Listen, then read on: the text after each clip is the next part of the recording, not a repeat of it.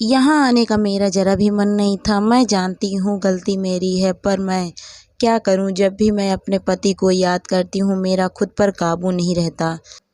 मेरा दिमाग ख़राब हो जाता है, मैं बड़बड़ाने लगती हूँ और जो भी मेरे सामने आता है उसमें मुझे मेरे पति की छवि देखने लगती है और जो भी सामने होता है उसे मारने लगती हूँ।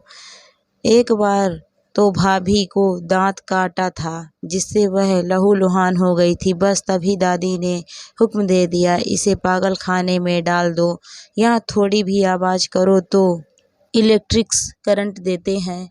मैंने दादी से कहा भी कि दादी बहुत दर्द होता है और बहुत सिर दर्द होता है, पर दादी ने एक नहीं सुनी।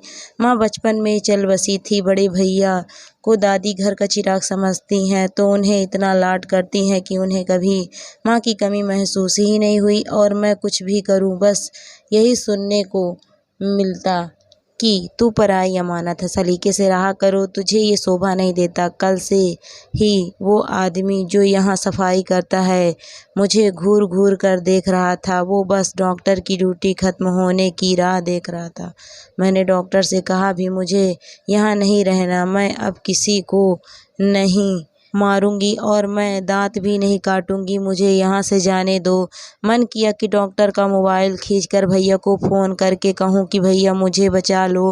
रात को जो आदमी यहाँ रहता है वह मेरे बदन पर हाथ फेरता है, प्रतिकार करूँ तो करंट लगाने की धमकी देता है। मैंने जैसे ही मोबाइल झपटना चाहा उसी आदमी ने पकड़ लिया और डॉक्टर के कहने पर एक कमरे में बंद कर दिया जहाँ कोई नहीं था तो बस अकेलापन, डर और बहुत सारा दर्द। रात हुई, मैं डर से कांप रही थी। आज वो आया पर आज उसे किसी का डर नहीं था क्योंकि उस कमरे में मैं अकेली थी। आज उसने मुझे नोच डाला। सुबह मैंने डॉक्टर से कहा कि मेरे पेट में दर्द हो रहा है, पर मेरी किसी ने नहीं सुनी। अब तो वो जब मन करता मेरे पास आता और नोच नोच कर मुझे अधमरी कर देता। आधी रात तक वो मन मर्जी करता। रोते रोते मैं निढाल हो जाती, पर उसे दया नहीं आती। कितने दिन बीते पता ही नहीं। आज दादी मुझसे मिलने आई, मुझे होश ही नहीं था। वो मेरे कमरे में आई, उन्होंने मेरे सिर पर हाथ रखा। मुझे लगा ये उसी का ही हाथ है। मैं जोर से चीखी। दादी घबरा गई, बोली क्या बात है, मुझे नहीं पहचानती? मैंने जोर से आंखों को मसला। हाँ, ये तो मेरी दादी है। मैं जोर जोर से रोने लगी। दादी मुझे ले चलो, यहाँ देखो मेरे साथ क्या हो रहा है। और मैंने अपने बढ़े हुए पेट पर हाथ रखा। उनकी आंखें आश्चर्य से चौड़ी हो गई। बोली, ये क्या कर दिया तुमने कलमुही, कहीं मुंह दिखाने लायक नहीं छोड़ा। पहले भी क्या कम रंग दिखाया था तूने जो अब ये। मैं बचपन से समझती आई हूँ कि तू पराई अमानत है, संभल के रहा कर। पता नहीं वे कितने देर तक मुझे कोसती रहीं। अचानक मैंने उन पर झपटा मारा और दांत से काटने लगी। शोर सुनकर डॉक्टर और हॉस्पिटल का स्टाफ आ गया और फिर से करंट दिया गया। और कुछ याद नहीं, बस इतना याद है कि रात में कोई साया मेरे ऊपर झुका हुआ था और पेट में बहुत दर्द हो रहा था। होश आया तो दादी याद आई, साथ ही पुरानी बातें, पुराने लोग याद आने लगे। और उन पुराने लोगों में था अमन, नाम की तरह एकदम शांत। कॉलेज में मेरी ही क्लास में था, बस पहली नज़र वाला इश्क था। एक दिन हम दोनों को बाइक पर किसी ने साथ में देख लिया और घर में बता दिया। घर पहुंची तो दादी की आंखें गुस्से से धधक रही थी। उन्होंने फौरन मेरी शादी का हुक्म दे दिया। मैंने अमन को फ़ोन लगाया और घर में आए सैलाव के बारे में बताया, पर उसने कहा वह अभी शादी के लिए तैयार नहीं। अगर मैं दादी को मना लूँ तो पढ़ाई पूरी होने के बाद हम दोनों शादी कर लेंगे। पर दादी कहाँ मानने वाली थी। समाज प्रमुख के बेटे से ज़बरदस्ती शादी करवा दी। पापा ने दादी को मनाने की कोशिश बहुत की, पर दादी ने कहा बेटी कांच की तरह होती, चटक भी जाए तो किसी काम नहीं होती, पराई अमानत है, कब तक संभाल के रखोगे। पापा लाचार थे और मैं भी शादी के बाद ससुराल आ गई। सुहाग सेज पर बैठी, कब नींद आ गई पता ही नहीं चला। शराब की तेज बदबू से नींद खुली, देखा तो कमरे में लड़खड़ाते हुए एक आदमी ने प्रवेश किया, जो दुर्भाग्य से मेरा पति था। ऐसा लगा शराब पीकर नहीं, शराब से नहाकर आया है। आते ही वह दानव मुझ पर टूट पड़ा। मैं रोती रही, दर्द से कहराती रही, पर उसे दया नहीं आई। और जब तक वो शांत हुआ, मेरे तन के साथ मेरा मन, मेरी सारी ख्वाहिशें, मेरे अरमान सब तो तार तार कर गया। उसका किसी लड़की से प्यार था और वह उसे धोखा देकर अपने प्रेमी के साथ भाग गई। उसकी बेवफाई को याद कर कर के वो रोज शराब पीता था। अब तो वह पति होने के नशे में चूर हो गया था। एक तो शराब का नशा, ऊपर से मेरे मालिक होने का नशा। इन दोनों नशे ने उसे जानवर बना दिया था। जब उसका मन करता वह मुझे मार मार कर अधमरी कर देता और फिर मेरे अर्ध बेजान जिस्म को नोचता। दादी से कहा तो बोली, पति परमेश्वर होता है और परमेश्वर जो करता है सही करता है। शरीर की जख्म दिखाए तो बोली, जो भाग्य में लिखा होता है उसे सहन करना ही पड़ता है। इसी तरह दिन बीत रहे थे, मेरा दिमाग अस्थिर हो रहा था। मैं अकेले में बड़बड़ाने लगी थी। रोज घर में कोहराम मचा होता। सास ससुर को कहा तो मुझे ही चरित्रहीन बताया। बोले, तेरी जैसी लड़की से शादी ही इसीलिए करवाए कि आकर मेरे बेटे को संभाल। अब ज़्यादा नाटक मत कर।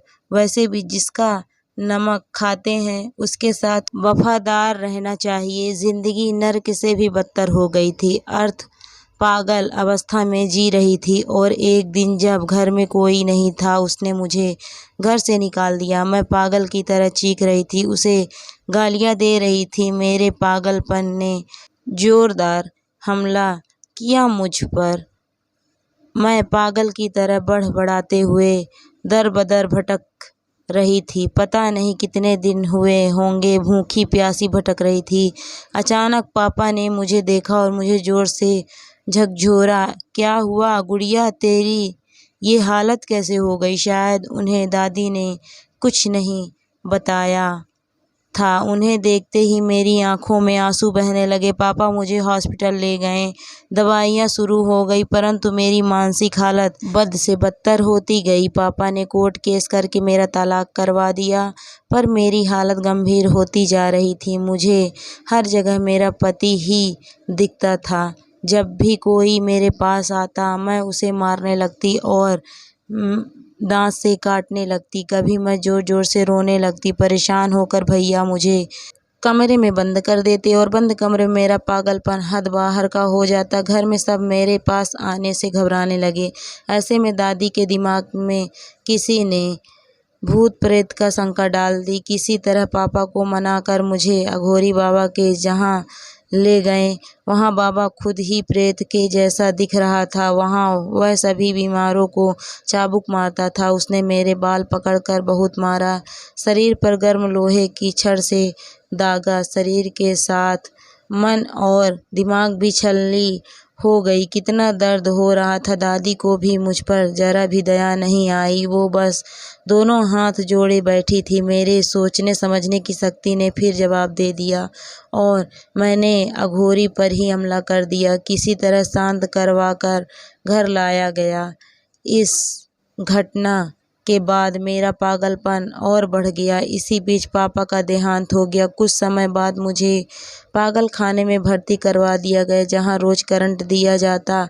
करंट के बाद पूरे शरीर में दर्द होता।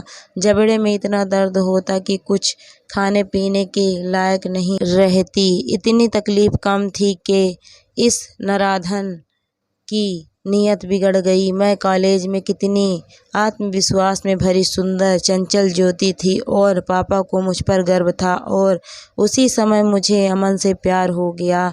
मुझे आगे पढ़ना था, पर दादी ने मेरी शादी करवा दी। वो नराधम फिर से आया, फिर से नोच कर गया मुझे। उसकी दरिंदगी से खून की धार फूट रही।